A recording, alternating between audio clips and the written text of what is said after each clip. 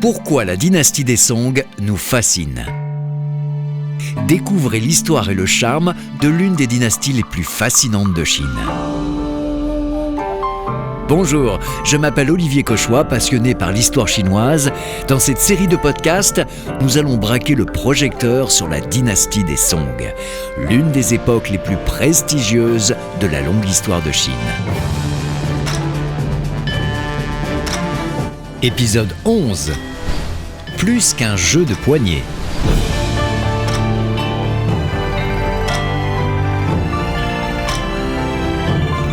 Cet épisode est consacré à un autre fleuron de la culture des Song qui a résisté à l'épreuve du temps, la calligraphie, élément crucial dans l'arsenal de l'expression de la dynastie des Song.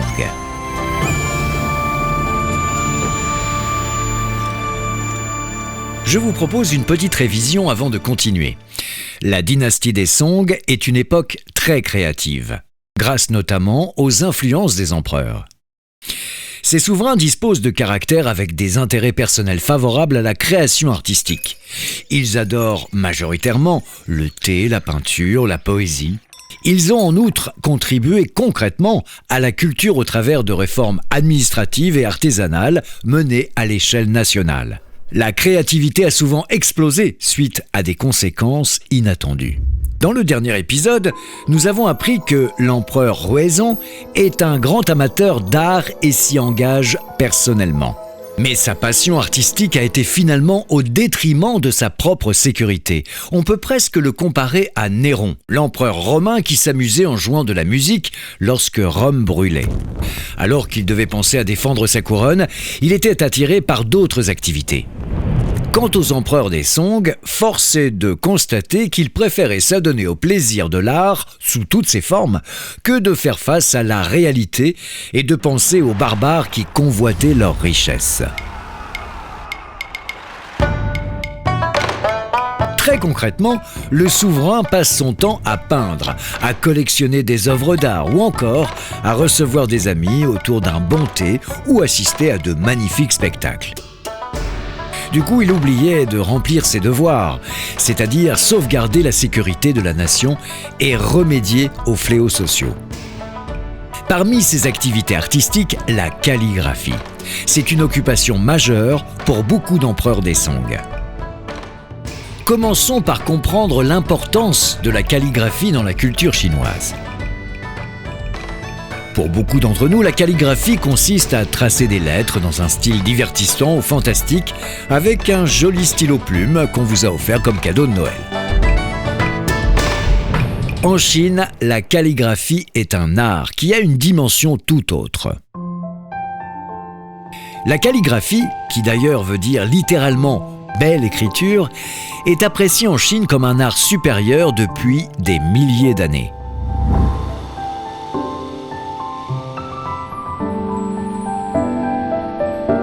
Aujourd'hui, même si c'est ancestral, la calligraphie est une pratique qui est en passe de disparaître, avec le développement notamment des ordinateurs et des smartphones.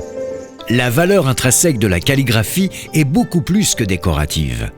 La calligraphie est un art visuel de très haut niveau, supérieur à la peinture ou à la sculpture, et est aussi expressive que la poésie. Il s'agit non seulement d'une aptitude, mais c'est également une manière de s'exprimer et de s'accomplir. En synthèse, la calligraphie est un moyen d'expression à part entière. Les premiers ouvrages calligraphiques chinois ont été trouvés sur des os oraculaires ou des objets de bronze dont beaucoup datent du XVIIe siècle avant notre ère. Sous la dynastie des Shang, l'écriture était déjà utilisée dans un rituel divinatoire. Jusqu'à la dynastie des Song, elle est restée connectée à l'autorité politique.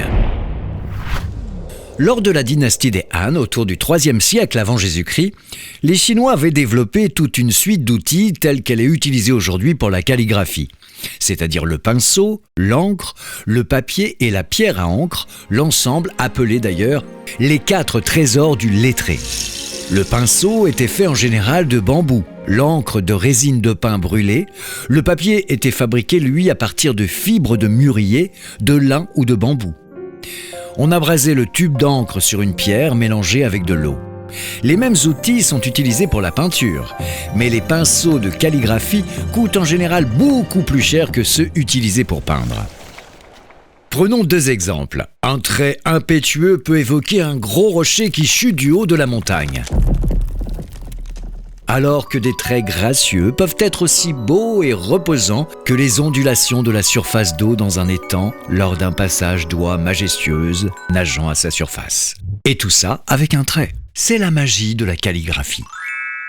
Admirer un ouvrage calligraphique chinois signifie développer une amitié personnelle avec l'artiste sans besoin de le voir. Pour la petite histoire, la plus célèbre œuvre calligraphique en Chine n'est pas sur un vieux rouleau datant de centaines d'années. C'est sur la une du Quotidien du Peuple, le journal officiel. Et ce sont les 4 caractères Zhen Min Zhe Pao, signé Mao Zedong, le président fondateur de la République populaire de Chine. Revenons dans l'époque des Song. L'empereur Huizong s'échappe souvent des affaires d'État pour trouver refuge dans les arts et les lettres. Ce patron des arts est lui-même un grand peintre et un calligraphe très accompli. Dans ses ouvrages, il s'efforce de représenter les objets tels qu'ils sont réellement. Il a créé un style calligraphique appelé Horslim en raison de la forme élancée et élégante des caractères. Nous l'avons évoqué dans des épisodes précédents. L'administration des Song a accordé dès le début de la dynastie une grande importance au concours national pour rentrer dans la fonction publique.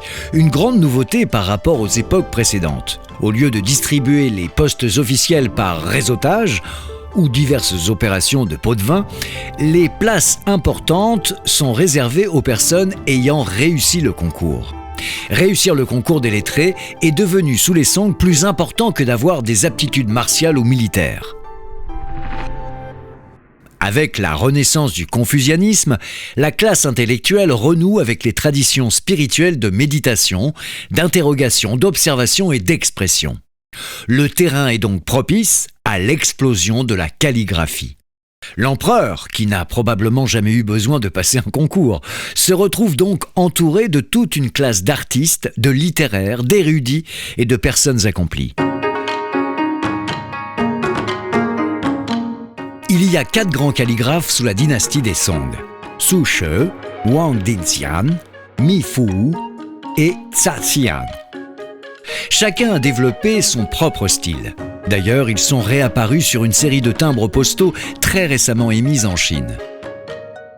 Nous avons fait déjà connaissance avec Su She, alias Su Dongpo, le grand poète amateur de thé.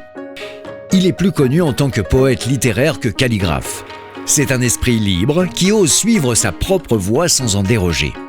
Il se trouve que Su She et Wang Dingxian aiment se taquiner en se lançant des critiques plutôt ironiques. Par exemple, Su a lancé à Wang « Ta calligraphie est vigoureuse, mais les traits que tu fais tendent leurs jambes n'importe comment. Ça me fait penser à une vieille peau de serpent accrochée au sommet d'un arbre. » L'autre répond du tac au tac « Je n'ose pas vraiment te critiquer, mais ton écriture est ronde et écrasée, tel un crapaud sous un rocher. » Vient ensuite le 3e grand calligraphe, Mi Fu. Il est considéré à l'unanimité comme le meilleur calligraphe de l'époque des Song. Il excelle à pratiquer la technique du bras pendu. Qu'est-ce que c'est ? Il s'agit très concrètement de tenir le pinceau avec tout le bras en l'air, sans poser ni le coude, ni le poignet et ni même la main sur la table. Essayer, c'est pas gagné comme geste. Enfin, le 4e grand calligraphe se nomme Xia Xian, un intellectuel doublé d'un homme politique de très haut niveau. Dans le dernier épisode, nous l'avons déjà présenté comme un expert du thé. Malgré son parler très réservé, sa calligraphie est pleine d'émotions.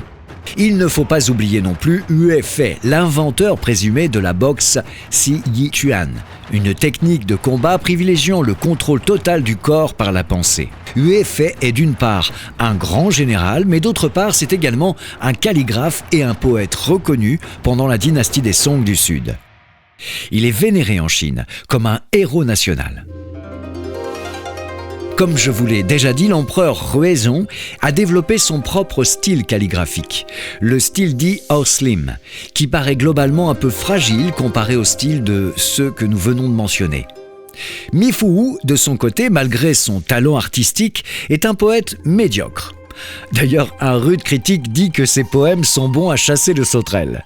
Il a en effet vraiment composé des poèmes de pacotille, intitulés par exemple « Pour faire partir les sauterelles ».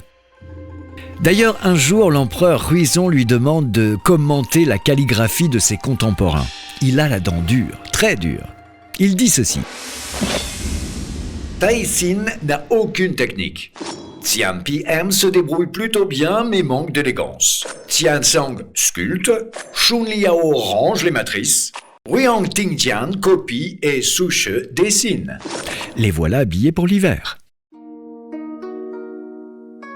À propos de ce personnage pas banal, voici une anecdote que vous pouvez raconter à vos amis. Mi Fu était un maniaque de la propreté. Il passait sa journée à se laver les mains. D'ailleurs, il s'est acheté un cercueil de son vivant pour s'y installer afin de lire les documents officiels en attendant la fin de ses jours. Un autre aspect de l'époque a beaucoup impacté sur le style de la calligraphie des Song. Avant la dynastie des Song, on s'asseyait devant des tables basses, une table de thé par exemple, pour écrire. Le calligraphe devait donc tenir son pinceau bras dans l'air. Une position confortable mais indolente, qui impacte évidemment sur le style de l'écriture. Pour certains, des caractères tracés dans une telle position sont moins beaux que ceux écrits avec de l'énergie en tenant son bras dans l'air.